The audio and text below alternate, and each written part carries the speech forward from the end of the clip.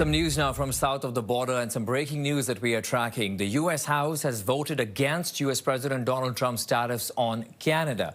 6 Republicans joined Democrats pushing against the levies Trump slapped on Canada based on his so-called fentanyl emergency at the border. Trump quickly taking to social media, saying Canada is the worst in the world to deal with, especially as it relates to the border, adding that it has taken advantage of the U.S. for many years. And reaction from this side of the border as well. Ontario Premier Doug Ford posting a statement saying this is an important victory with more work ahead. He thanked members of both parties, saying, quote, let's end the tariffs and together build a more prosperous and secure future. And CTV News U.S. political analyst Eric Ham joins us now with more. Eric, great to see you. It's always interesting to read the reactions that come in immediately after developments like that. But let's talk about what happened in the House. We understand some Republicans joining hands with Democrats to pass this bill in the rebuke to Trump's trade policies. Tell us more.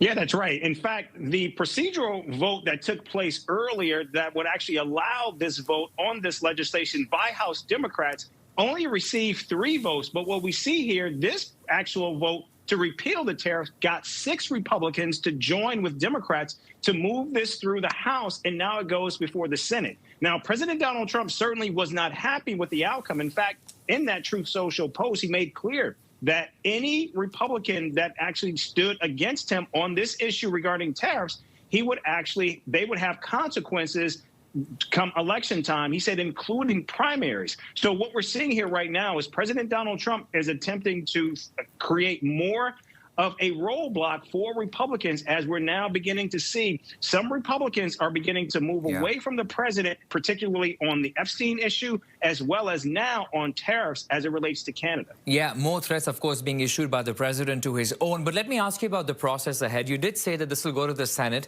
and then eventually to the president's desk. So, I mean, we know what will happen when it goes to the president's desk, but let's talk about the procedure within the Senate. Yeah, this goes before the Senate, and already we know that a number of Republicans have already made clear that they are prepared to vote for this legislation as well. We know Senator Lisa Murkowski, Republican from Alaska, Kentucky Republican Mitch McConnell also is on record saying that he will support this legislation, as well as others. So we're told that this will very likely pass the Senate as well and get to the president's desk. Now, President Trump is expected to veto the legislation when it gets to the White House. But unfortunately, this legislation, while it does have enough Republican support to pass, it is, however, not veto-proof.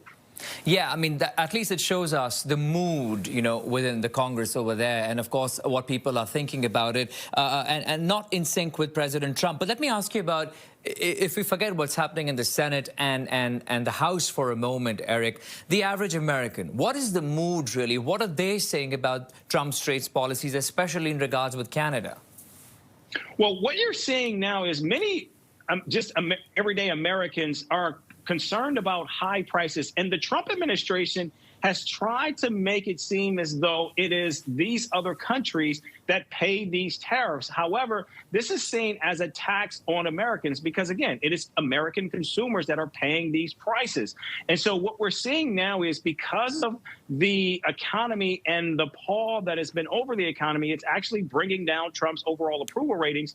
What you're seeing right now is a number of Republicans recognize that something has to be done. And during an election year where it looks more and more likely like Republicans could lose both chambers, Republicans are now beginning to either head for the exit or they're pushing the emergency signal exit, making clear that something needs to be done. And what they have right now is the ability to rebuke and stand up to President Donald Trump. It's still unclear if there's enough Republicans that are prepared to actually vote against the president. And what we're seeing right now with the president pushing back, this is becoming increasingly more and more like a growing and brewing civil war within the MAGA base. Okay, we leave it at that tonight. CTV News U.S. political analyst Eric Ham, always a pleasure. Thanks, Eric. You bet. Thank you.